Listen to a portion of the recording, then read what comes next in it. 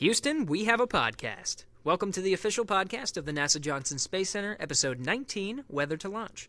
I'm Gary Jordan, and I'll be your host today. So if you're new to the show, this is where we bring in NASA experts, scientists, engineers, astronauts, meteorologists, all to tell you everything about what's going on here at NASA. So today we're talking with Tim Garner. He's the meteorologist in charge for the National Oceanic and Atmospheric Administration, more commonly known as NOAA, here at the NASA Johnson Space Center in Houston, Texas. We talked about weather and how it affects human spaceflight, especially in terms of launches, landings, tests, and training, and even how weather could impact future spaceflights. So with no further delay, let's go light speed and jump right ahead to our talk with Mr. Tim Garner. Enjoy.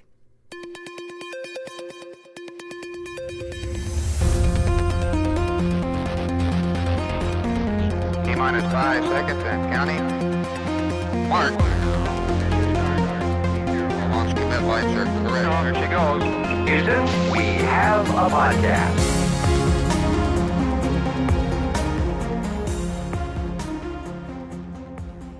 Thanks for coming today, Tim. I guess I'll start off by just saying beautiful weather we're having, huh? You bet it is. I will say that I'm in advertising, not production, so I didn't create it. All right. Well, I'm excited about this topic today because you wouldn't immediately consider thinking about weather whenever you're talking about spaceflight, but it makes a lot of sense, right? Because everything we do eventually launches from Earth, right? It comes from Earth. At some point, you go up through the atmosphere, and usually you come back down through the atmosphere as well. Exactly. So that's kind of what I wanted to talk to you about today, just weather and how it affects human spaceflight. So I guess we'll just start off with just kind of how this is all structured. And I know we were talking a little bit just here in the beginning just about NOAA and NASA and those different layers, but so the part that you're in, the specific part, is called the Spaceflight Meteorology Group, right? That's correct. Okay, so what do they do? Well, largely anything involved with the manned spaceflight program, the operations associated with that, launches are usually handled from 45th Weather Squadron, typically out at Kennedy Space Center. The Air Force handles the launch weather. Okay. So anything involving the landing weather and manned spaceflight, and it's controlled by the Mission Control Center here at JSC. Spaceflight Meteorology Group gets involved with that. Okay. So largely it's landing weather and some Earth observation stuff when you're on orbit as well, and a little bit of monitoring the local weather for JSC, which I think we'll talk about later. Yeah, absolutely. And that's kind of like the broad spectrum of things, but it's part of, and when we're talking about the layers, Spaceflight Meteorology Group is part of NOAA, National Oceanic and Atmospheric Administration, Yep. right? Specifically the National Weather Service. Okay, yeah, that's right. There's even more layers to that. So what's just a general overview, even pulling back even more? What's NOAA? What's their concern? NOAA is the agency that's charged with the oceans and the atmosphere. As a matter of fact, the man in charge, or the person in charge, is the Undersecretary for the Oceans and Atmospheres. That's what his official title is in the government. Huh. The National Weather Service is a part of that. It's charged with the promoting the nation's economy through the efficient issuance of weather forecasts and river forecast warnings as well. So Okay. That's what the larger role is. Okay, all right, nice little overview there. So then we're going back down to the Spaceflight Meteorology Group, thinking about spaceflight, just in general. I mean, why is weather such a concern, or why is it a consideration when you're thinking about human spaceflight? Well, most vehicles, they have some sensitivity to the atmosphere. And most people would think it'd be showers and thunderstorms, which are some of the bigger impacts. Yeah. But also the winds near the surface and the winds aloft. The winds aloft will affect the vehicle trajectory on launch and on landing as well. Mm-hmm. And as we get back to dealing more with reentry vehicles that use parachutes, they'll drift with the wind a little bit as well, and you want to make sure you hit your target. Absolutely. So knowledge of the upper winds is very, very vital to a successful landing. Okay. So what sorts of things are you looking for then when you're looking at weather and making recommendations for spaceflight? It'll depend in large part on the vehicle and its particular sensitivities to the weather, but almost all of them will have a sensitivity to lightning. Okay. Because you don't want to get any vehicle on launch or landing struck by lightning. Definitely not. You could build a vehicle that was perfectly hardened to just about any kind of weather, but it'd probably be too heavy to get off the ground. Oh, yeah. So it's like everything in space flight. It's a trade-off between weight and money and the ability to get into orbit. Sure. So a lot of the weather things impact that. Some of the newer vehicles as well, since they're going to splash down, we're back to the future or back to the past in a certain way. Yeah. We're also worried about wave heights at sea. Oh, yeah. And the wind speeds at sea. And, the vehicle can splash down in certain wave heights, but then you have a secondary problem of the people that go out there and take them out of the vehicle and recover the vehicle. They can't be exposed to, high winds, high waves when they're at sea as well. And then, when things come into land on the land with parachutes, for example, you don't want to come down too hard where the wind's being too high, because then the parachute will drag it over, and it conceivably could drag the capsule along. Yeah. Usually, that's a pretty high wind speed to do that, so those limits are usually set pretty high. Okay. As I mentioned, we worry about showers and thunderstorms. You don't want, say, a parachute to get wet. Or if you had a re-entry vehicle that was winged, you want to be able to see the runway as you're coming in. With a thunderstorm nearby, you have concerns with lightning. You could trigger lightning. Usually when an aircraft or a space vehicle encounters lightning, it artificially triggers the lightning. It's not usually naturally occurring. It's its mere presence in a high electric field will be that thing that sets off the lightning strike. Wow. And that's what happened for Apollo 12 on launch. Huh. Triggered lightning 2 times on launch. Oh, wow. And Atlas Centaur 67 in the late 80s triggered lightning upon launch. It was an unmanned vehicle. Okay. And that vehicle had to be destroyed because it got off the trajectory. Oh, okay. So we worry about lightning and thunderstorms quite a lot. Yeah. And if it's a winged vehicle or a parachute vehicle, if you're nearby enough to a thunderstorm, you could also encounter some turbulence, which would be a bad day. Yeah. So there's lots of things to worry about. You want to be able to see the vehicle. Clouds out there. When you launch or recover the vehicle, a lot of times you want to have good videography of the vehicle. You want to film it so you can go back and do some engineering analysis later. So you want to be able to see it. Clouds get in the way. Oh, so yeah. we worry about that quite a bit as well. That's right. Some of the recent testing we've been doing in preparation for some of the missions upcoming, we're also dropping the test vehicle from high heights, either from an airplane or from a balloon. And in the case for something that's being lifted up by a balloon, you want to know where the balloon's going to go before you drop something. Yeah. Because you don't want to drop it on somebody or somebody's house. Of course. And you want to keep it on the range. So you worry about the upper winds for things like that as well. So there's lots of different weather ideas that are out there that you got to look at. Yeah. So you, in your position as meteorologist in charge, so when you're looking at this stuff, you say you're looking at this and you got to worry about that. You got looking at this, you got to worry about this.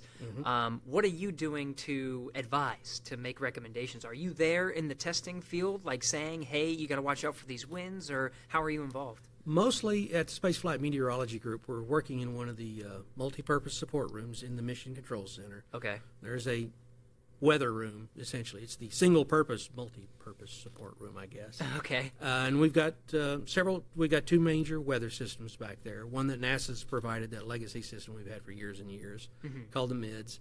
And then I've got another computer system for weather stuff called AWIPS-2, which is in every National Weather Service office across the country. Okay.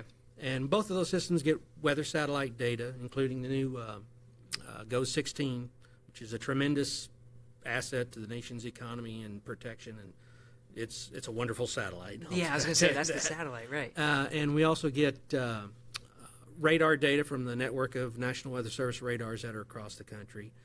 Also get data from the Air Force's radar at the Cape. They have a weather radar near Patrick Air Force Base as well. Receive that. And all the complete suite of weather observations from ground reporting stations, typically at airports. But more and more we're getting smaller scale measurements, mesoscale is what we call it. And a lot of those are special networks, including some that NASA operates and the other space and missile ranges operate. They have dense networks of surface observations.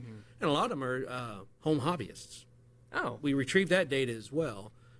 It does need a little bit more quality control from time to time. Sure. But we do drag that in, so we actually have quite a lot of data. And then out in the field, they'll typically be, especially on the DoD space and missile ranges, where we do a lot of the activities, there'll be some meteorologists or meteorological technicians in the field, and they'll be releasing special weather balloons for us as well, and taking special surface weather measurements as well. And there's other technologies to measure the upper winds. There's some wind profilers that we use. So we collect all that data from the field back here in the MCC, and we'll advise the flight control team, primarily the flight director.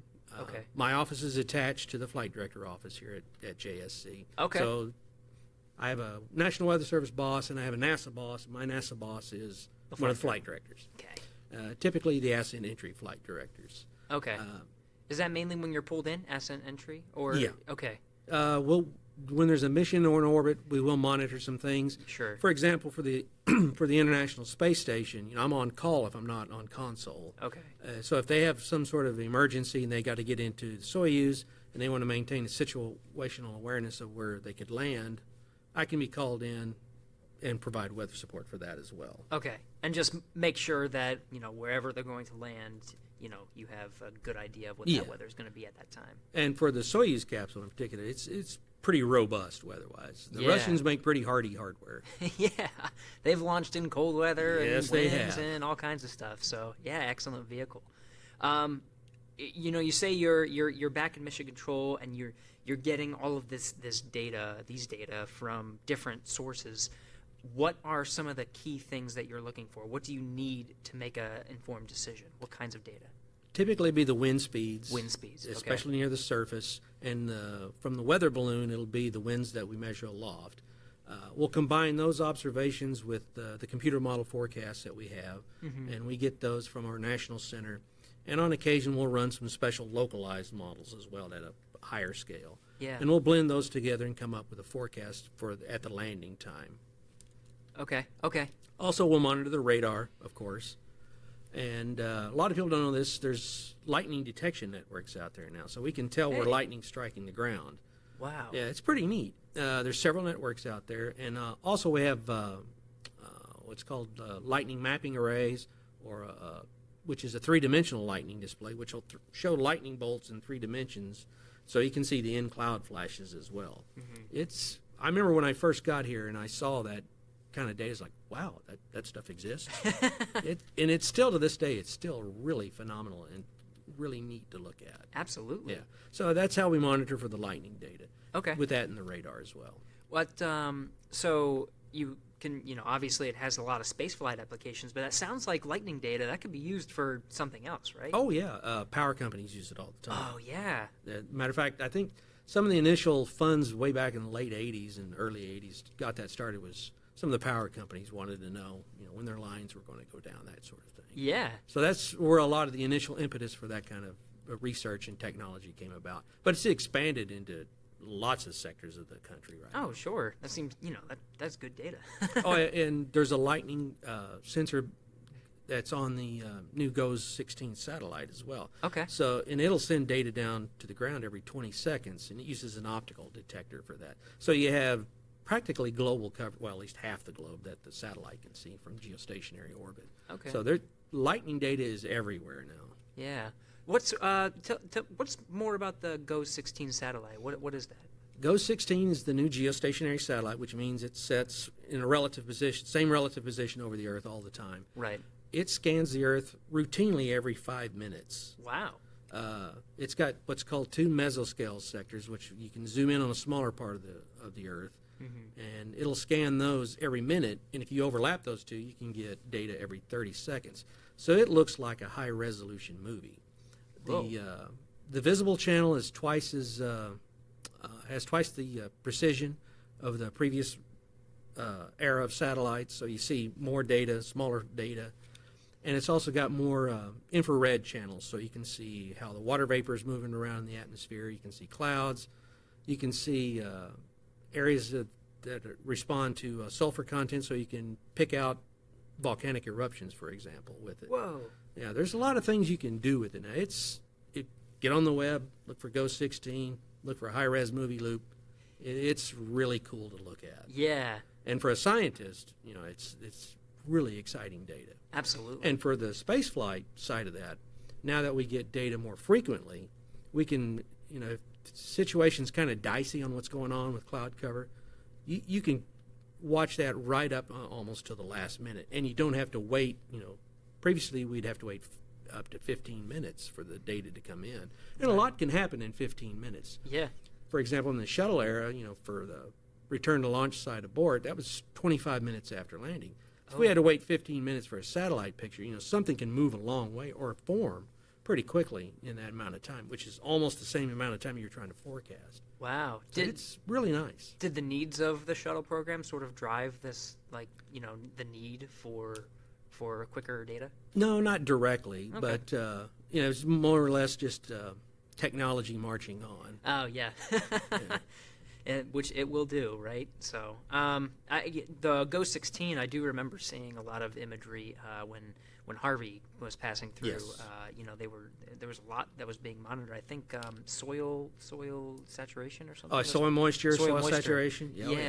Yeah, one of the infrared channels will respond to water on the ground really well, and you can see the soils become saturated using the infrared channels. Yeah. Some of the near channels that respond to vegetation.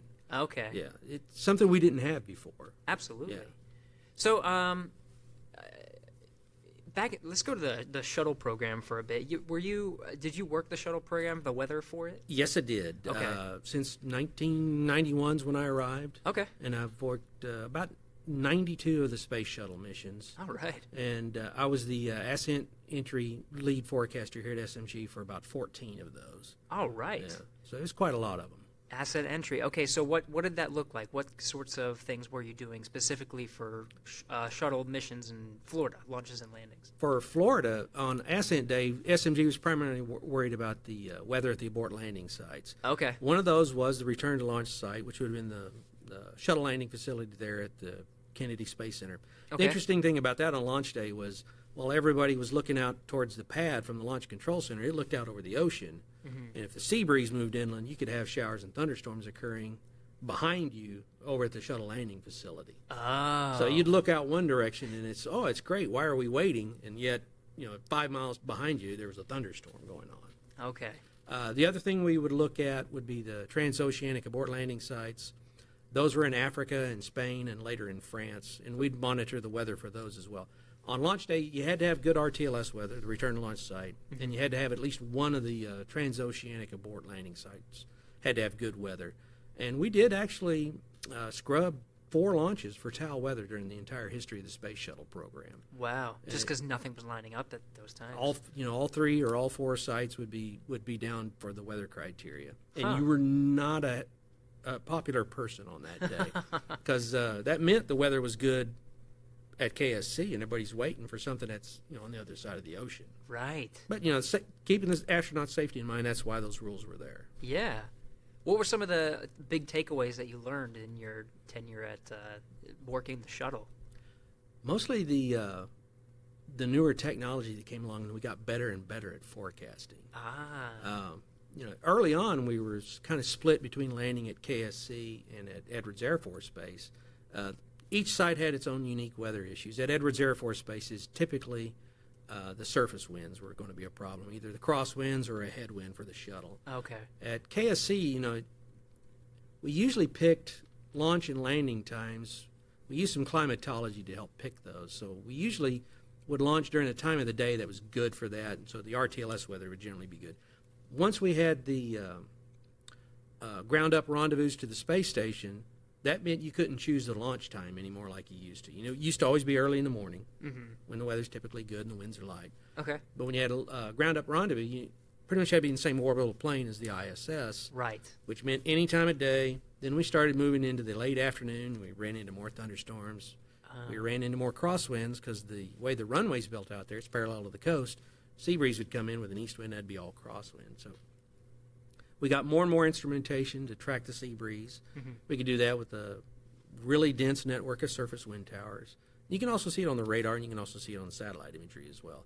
So the way technology helped us with that, and then the advances in computer modeling for forecasting, it kept getting smaller and smaller in the scale that you could look at and in shorter times that you could look at, and it kept getting better and better. So things always seemed like we got much better as we got along in the space shuttle program. Very cool. Yeah. So the shuttle program ended in 2011. Now we're in 2017, looking forward to commercial crew launches here soon. What technology has been developing over these past couple of years that we can apply to commercial crew? For a commercial crew, we've got the newer satellite we've been talking about, Ghost 16. we're getting newer and more portable weather balloon systems that we can use as well. I've got one back in the office where the ground receiver, it's a laptop computer and a handheld radio essentially, and a little tiny antenna. Used to you had to have a great big radio direction finder that would follow the balloon, or you would track it with radars. Yeah. Now it's all GPS based. Okay. So it's higher precision, more portable, more better everything, as a matter of fact. And as technology's gotten better, we've gotten better measurement systems and better forecasting systems as well. But in large part, it's still the same old meteorology we're using and applying for the new vehicles that are coming down, both SLS, Orion, and the Commercial Crew programs. Okay. All right. A lot of the same stuff. So are you... Is the weather that takes place for launches and landings, what else besides, just mainly ascent and entry, are you looking at that helps out with human spaceflight? Oh, in terms of just about all the weather that you can think of, really. Oh, okay. Yeah. Like I said, it depends upon the vehicle. Sometimes you'll be looking at the humidity. Sometimes you'll be looking at the cloud coverage.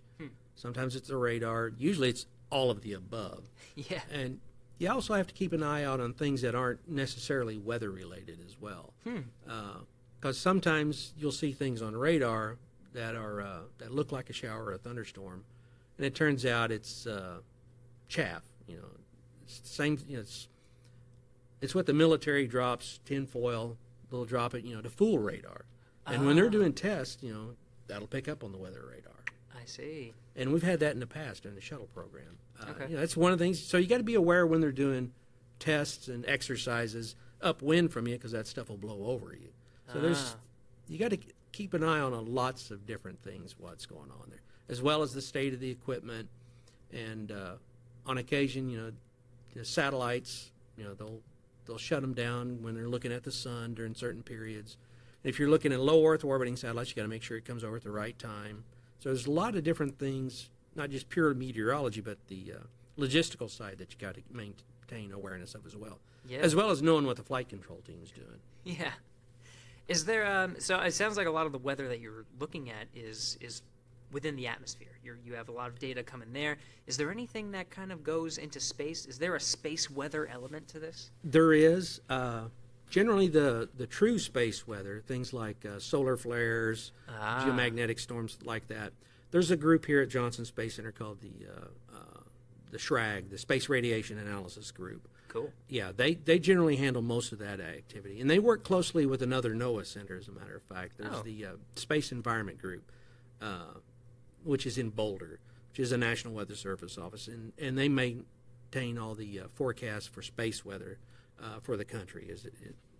But generally in SMG, the Spaceflight Meteorology Group, we're looking at weather primarily in the lowest, like 100,000 feet, although on occasion we do go higher for vehicles that come in on like a high inclination trajectory.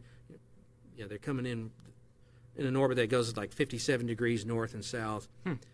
During certain times of the year, you do have to worry about things like noctilucent clouds, which are about 82 kilometers high in the atmosphere. Oh. Yeah, we had a design criteria for shuttle for that, because you didn't want to fly through that, because it's a cloud and you're going very, very fast at those altitudes. Yeah. But they're generally restricted to very high latitudes. So we usually didn't have a problem with that, and the mission was designed around that. Okay. On occasion we did do some things that were up in the mesosphere, the stratosphere, the higher atmosphere. But generally it's what most people consider weather is what we're looking at. Okay. So how does weather relate to climate? You're talking about looking at weather through long periods of time. You have a lot of data, and the data seems to just be the instruments used to gather data are just getting better and better. Is there a relationship there, weather and climate? Yeah, the old saying is, climate is what you expect. You expect winter to be cold. Yeah. And weather is what you get day to day. You can think of it a lot in terms like that. As I mentioned earlier, for the space shuttle, a lot of the missions were planned with climate data in mind, in that we knew that early in the morning winds were light. Right. Showers and thunderstorms wouldn't be around. So a lot of those were planned with that in mind. A lot of the design criteria for some of the new programs coming up are looking into that as well. As we've gone in and looked at the ocean wave climatology, especially in the North Atlantic, And a lot of the missions are designed with that in mind because in the North Atlantic, for example, waves get pretty high, especially in the wintertime. 20, 30-foot waves, they're not all that uncommon. Yeah.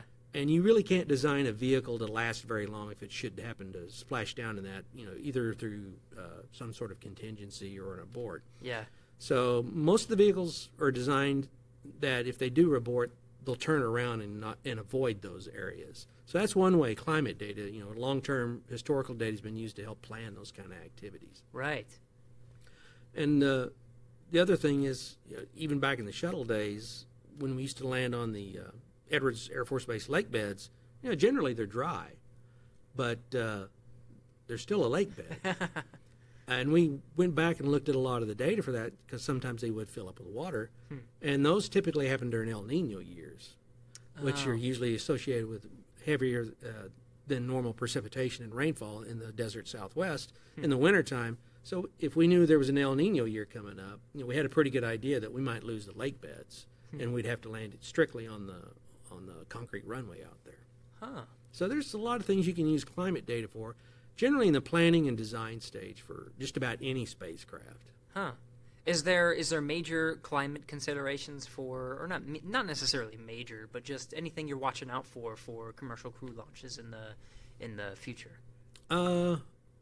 There will be, at least in the sort of the shorter time span between weather and climate. Okay. Because for a commercial crew and also for Orion, when we go to the moon, some of those missions are going to be very long duration. So you're getting out past the typical ability to forecast day-to-day weather.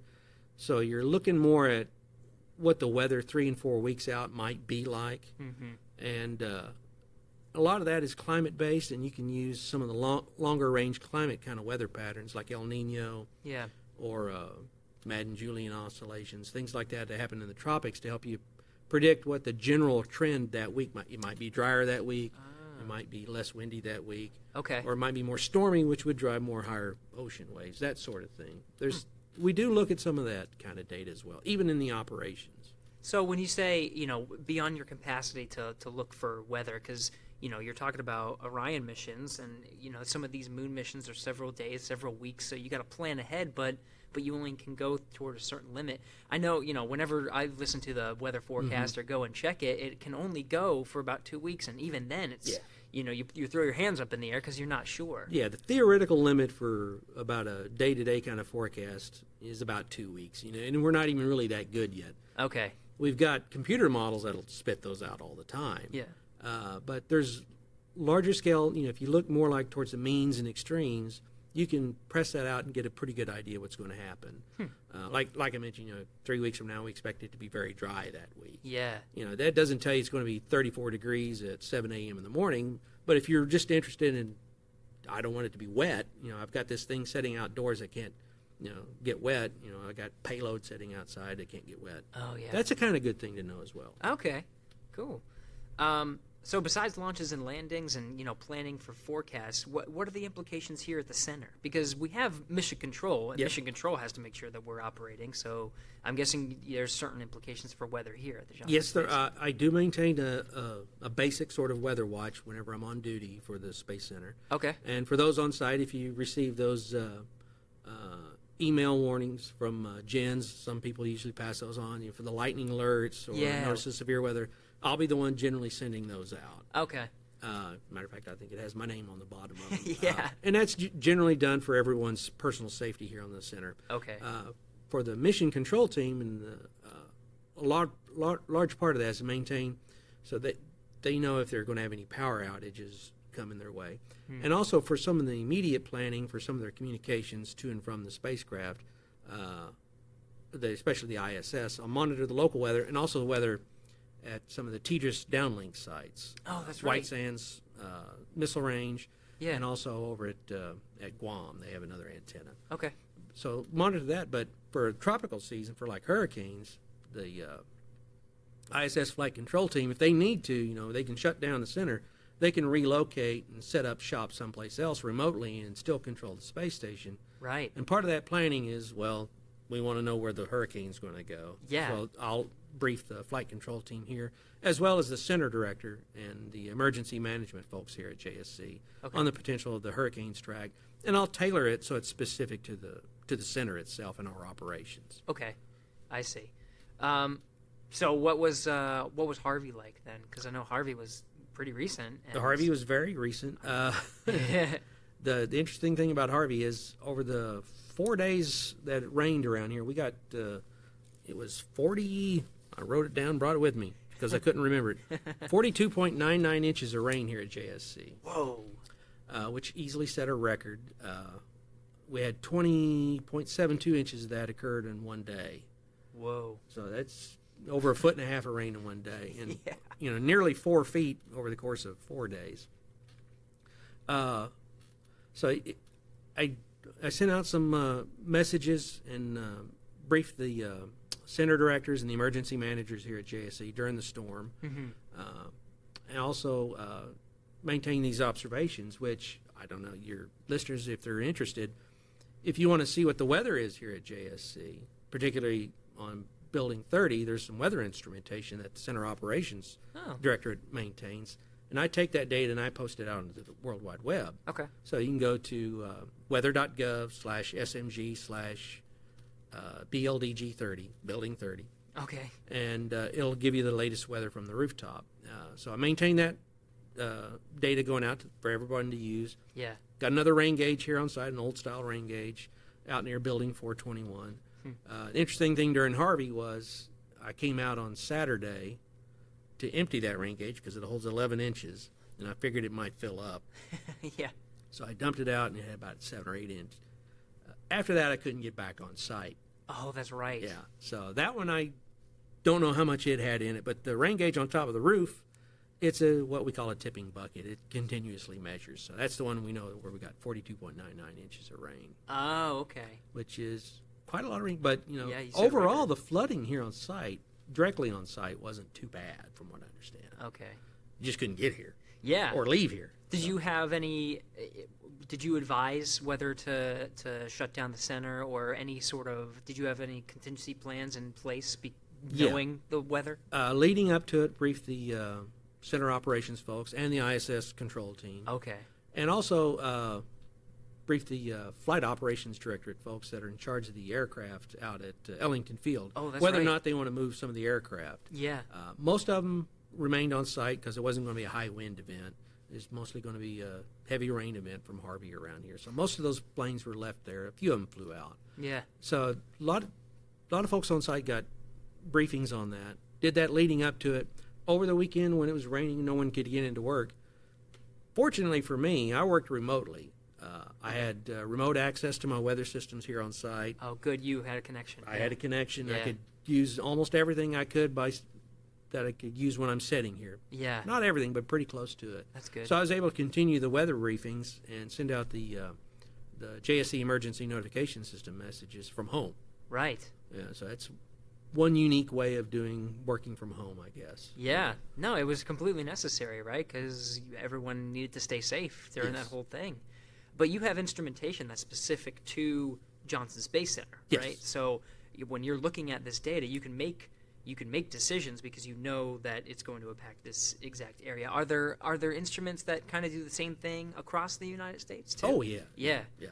Yeah. The nice thing about JSC and especially Harris County, the county officials here around Houston, they maintain a really dense network of rain gauges and stream gauges, so they know how much rain is falling. It's the Harris County Flood Control District. Okay. They're really good at their job, too, by the way. And Yeah. so you really got a pretty good idea where it's flooding and how hard the rain's coming down, just about anywhere in the immediate area around here. Wow. Yeah. All right. Well, completely necessary for Houston, Texas. Yes, it right? is. It floods a lot here. When it rains a lot. I learned that when I moved down here. Yeah. Any big lessons that you learned, or some just fascinating findings from this record-setting storm? Just how much it rained. Yeah. The odd thing was we had forecast guidance that suggested it could be, that high, but no one quite believed it was going to be that much. Right. Of course, when you're telling somebody it's going to rain 20 inches in a couple of days, that's still really, really, really bad. Yeah. But to see 40 and upwards of a few reports of over 50 inches in the immediate area, that was just truly amazing. Oh, that's right. Because the 40 was just at Johnson Space Center. Yeah. That's not even considering other And places. the sheer geographic extent of the 30-plus inch rainfall amounts, it was mind-boggling. Yeah. And I saw some reports from some GPS sensors that the weight of the water enough was measurable in the amount that it sunk the earth for a few days from the water residing on top of it. It was The elevation of Houston went down by like a centimeter or Yeah. something like that? Yeah, that's just mind-boggling. Yeah. I'll use that word again. Right. How many, what was the, I forget the number of gallons. It was 50 trillion or something like It's a huge amount. Yeah, You couldn't drink it, I know that. Oh, man. It was a lot, though. What are we learning about hurricanes and how they affect mission operations? So what's the backup plan? If I guess the plan right here was for the flight controllers and They remained in place. They remained in place, right? And they were doing everything. Nobody leaves. They set up cots and everything, Yes, right? they did. They did, largely because we expected it to be a heavy rain event. Yeah. If it had been more of a stronger storm, if Harvey would have come ashore around Houston instead of down near Rockport and Corpus Christi, we probably would have shut the center down completely and they would have relocated. Because in that case, it had been a high wind event as well because it came ashore as a Category 4 hurricane, as I believe. Yeah. And you would have had some storm surge problems as well. You would have had water pushed up into Galveston Bay, and that would have gotten into Clear Creek, and water would have come on site. Now, the site does have some measures to protect some of the critical infrastructure from storm surge, but you'd be losing power, you'd have to be on backup power, and then even in your backup power, if the water levels rose enough from the storm surge being pushed in, you could lose some of your generators as well. Oh, yeah. The interesting thing is, if you've ever visited the Mission Control Center, especially in the lobby, when you walk in, you'll see some gates that are lying flat on the ground. Those are designed for hurricane storm surge. If we expect a large enough storm or a powerful enough storm to come through, they'll raise those little gates up, and that'll keep water from coming into the ground floor of the building. Oh, wow. Yeah, you can see those as you walk into the lobby. Hey. They were put in 5 to 6, maybe 10 years ago.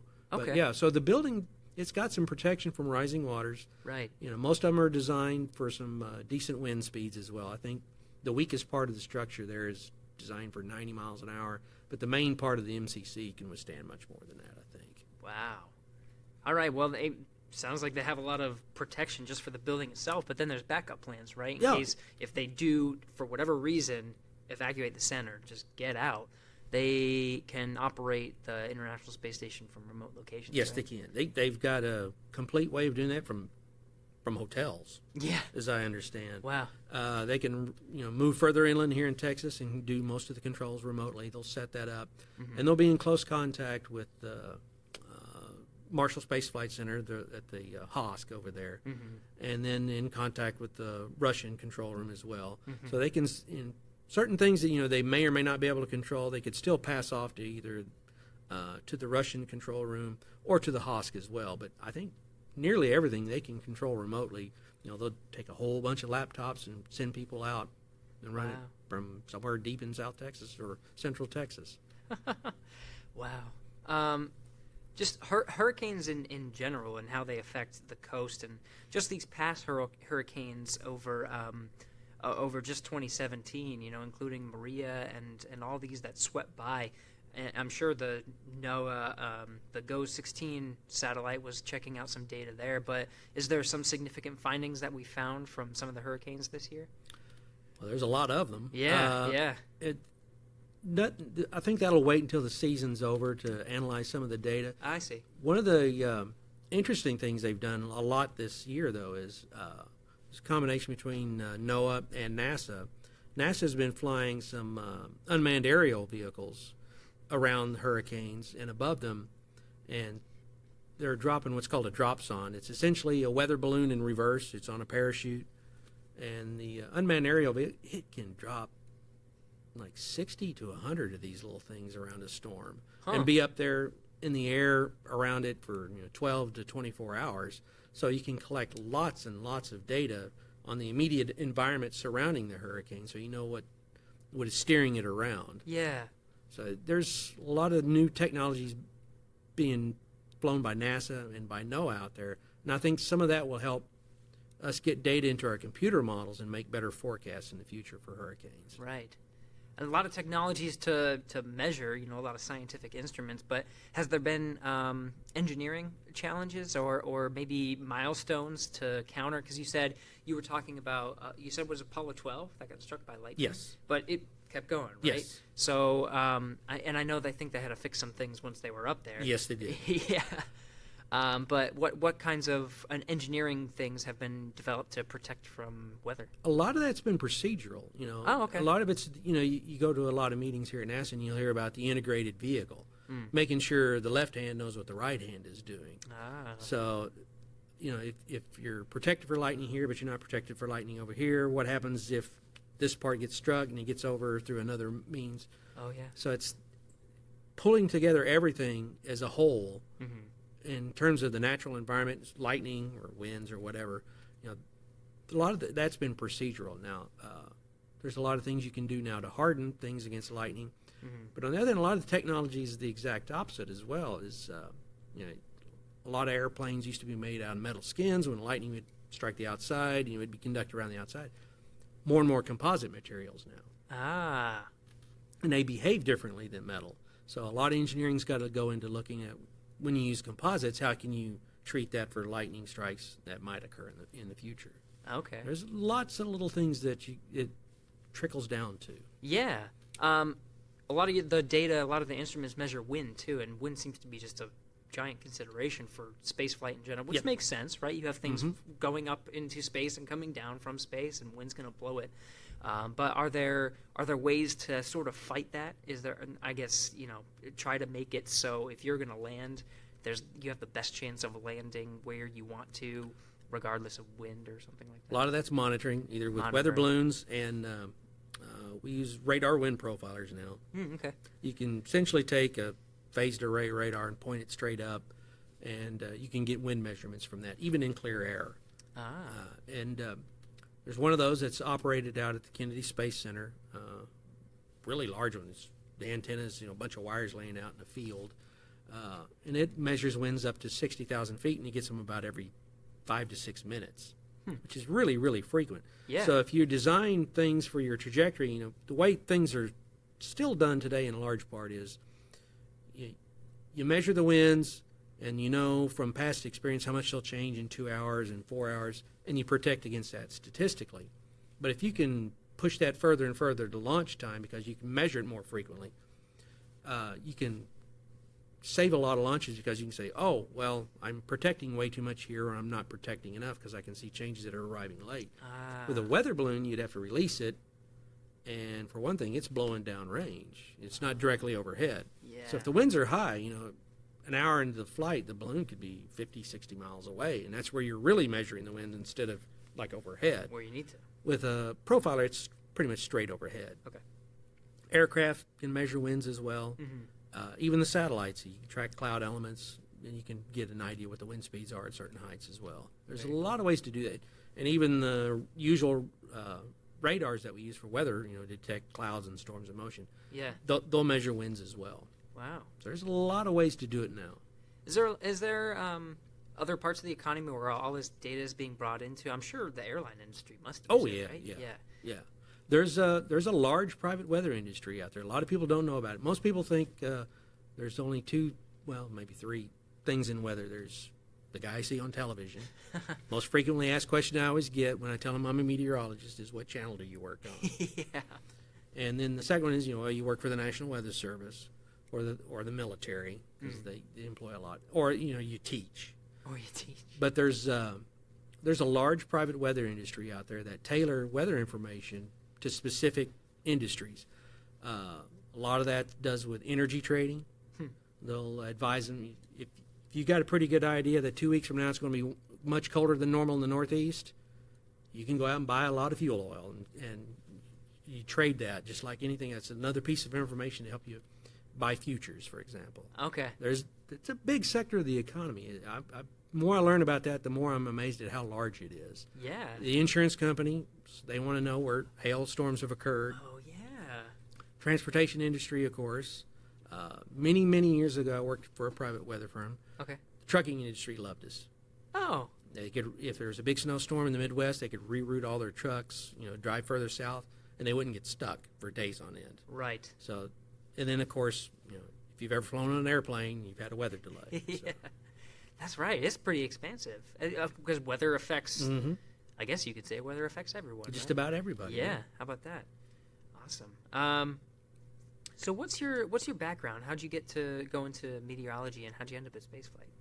Well, it's interesting that most of the people I've known that are meteorologists, there's only generally two kinds of us. It's not completely true, but there's those that, I was in the military and had a math and physics background. They made me one. Oh. And then there's that's all I ever wanted to do. Well, I'm one of that's all I ever wanted to do. Oh, cool. Ever since I was a child, that's the only thing I ever wanted to do. Cool. And fortunately, I was able to do that. And I think that was largely, I grew up in Oklahoma, so you're worried about tornadoes. Oh, yeah. Although I take the interesting thing about that, it was growing up in Oklahoma as a child, went to the University of Oklahoma, studied meteorology, never saw a tornado. Really? Never.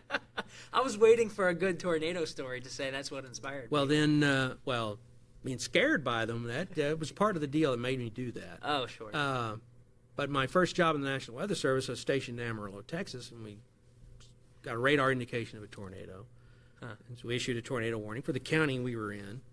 And somebody looked out the window and goes, "Hey, there it is." So that was the first one I saw. It was in Amarillo, Texas. Yeah, it was in Amarillo. Second one was a water spout down here at Galveston Bay, which we see from time to time. Oh, okay. Yeah. Matter of fact, just this summer, someone sent a picture to me on site of a water spout over Clear Lake. What? Yeah. I've got several pictures of water spouts from over Galveston Bay and Clear Lake that are nearby us over the past several years. Oh, man. It's since 2000, we've had 5, maybe 6 of them we've seen from JSC. So it's 5, maybe 6 in the past 17 years. Okay. Yeah. So it's not entirely uncommon, but it's not common either. Right. But yeah, so we do have them here as well. So that's what got me interested into it with the University of Oklahoma. Studied meteorology. We're well known for severe storms. Then worked for a private weather company for a while. Then joined the National Weather Service. And saw an opening for techniques development meteorologist at the Spaceflight Meteorology Group. Cool. Didn't know anything about it. Never heard of it. Yeah. So I applied. Somewhere along the line, they must have got the applications turned upside down, and they hired me. And I came in as a techniques development meteorologist, which meant I was developing forecast techniques and worked with the computer systems to make them friendlier for the lead forecasters who did the actual forecasting for the launches or for the abort landings and for the intermission landings for the space shuttle. And about a year and a half into that, I was promoted to be one of the lead forecasters. And since then, I've grown up to be the meteorologist in charge. So, all right. So I've gone from the ground floor to the penthouse, all at SMG. Very cool. So how has your responsibility changed from, when you first came here and you said you were working 90-something? 92 missions. 92 shuttle missions to meteorologist in charge. Well, given the current staffing, I'm the meteorologist in charge of myself. The size of the office has waxed and waned with the amount of flights we've got going. I see. So for right now, I'm doing everything. So wow. I manage the computer systems. I'm the property custodian. Never a good job to have. And so I do all the forecasting now for all the projects and tests that we're supporting. So I'm pretty much doing everything now. So I've learned a lot of management side of things. Yeah. And hopefully, sooner or later the office will expand again because the amount of flights we'll have and programs we're supporting, that's really starting to ramp up now. We're doing more and more test support, qualification tests. Yeah. And the actual launches and landings aren't too far away now, so we'll need some extra people for that. Oh, that's right. It won't be as many as the shuttle. The new vehicles are less weather sensitive than the shuttle. That's one thing I've noticed so far. And that's a good thing. Huh. Yeah, that's very true. So have you gone out to some of the tests to see how everything's working? Yes, I have. Okay. I've been out to see one of the parachute qualification tests for the Orion capsule. Okay. Out at Yuma Proving Grounds. We were very, very close to the action. Yeah. Enough so that someone drove by and said, "Are you supposed to be here?" I said, "Yeah." The weather shack is really, really close because they're releasing weather balloons for the measure the upper winds. Yeah, this is in Yuma, Utah, right? Yeah, Yuma, Arizona. Oh, Arizona. Okay, Yep. okay. The funny thing I thought about that, though, was I had parked a rental car there, and I see capsule coming down under the parachutes, and it looks like it's really close. Yeah. And my first thought was, how am I going to explain to the rental car company a spaceship fell on their car? Fortunately, that didn't happen, though. Yeah. Did you get the spaceship insurance, though, when you checked No, it out? I did not get that, no. Okay. And I've been out on board some of the Navy ships that we used to recover the EFT-1 flight, that space capsule. Yeah, so I was the forecaster for that mission as well here at JSC. Yeah, that And- was out. Did it land in the Pacific? Landed out in the middle of the Pacific Ocean, Yeah. about 600, 700 miles southwest of Baja, California. All right. Out in the middle of nowhere.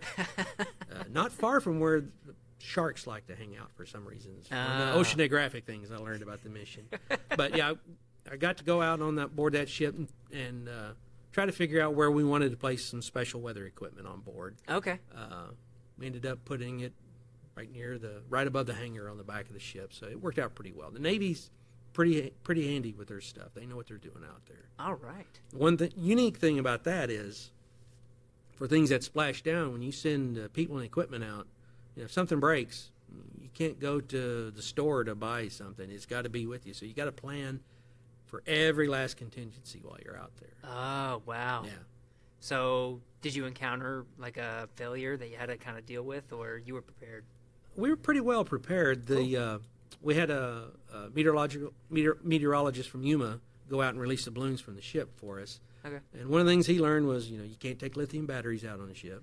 Ah. They don't like those on airplanes either anymore. Yeah, right. And he had an extension cord which didn't meet standards. Oh. Fortunately, they loaned him one, so we learned quite a bit from that. Okay. We'll be able to use for future Orion missions as well. Yeah, take that all with you. Awesome.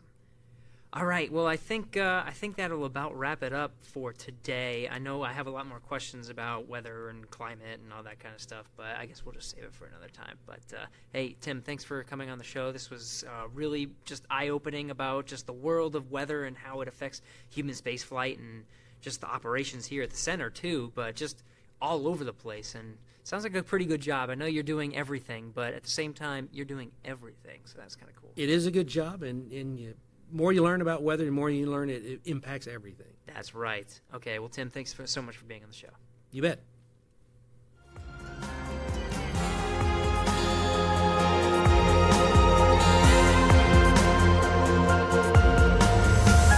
Houston, go ahead. Stop of the space shuttle. Roger, 0J, and I feel fine. Shuttle has cleared the tower. ep19 for all mankind. Actually, a huge honor to break a record like this. Not because they are easy, but because they are hard. Houston, welcome to space.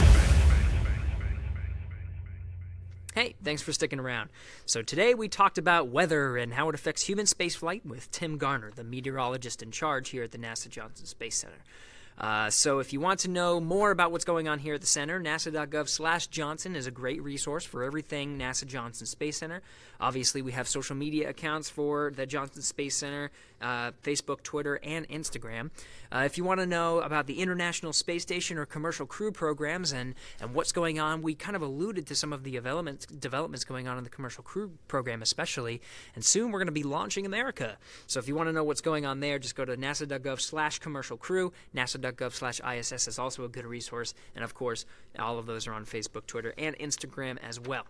If you have a question, just use the hashtag AskNASA on your favorite platform. If you have a question about weather, we can answer it in a later podcast like we've done before. Or if you have a suggestion for a topic that you really want us to cover, just let us know using that hashtag, and just make sure to use HWAP, HWHAP, in that post so I can find it, and then we can make an episode on it. So, and for everyone so far who has submitted some ideas, thanks so much, because we've actually been looking at them and have already made some episodes dedicated to some of your questions and answered them. So thanks again. This podcast was recorded on October 25th, 2017. Thanks to Alex Perryman, John Stoll, and Jenny Knotts for helping out with the episode.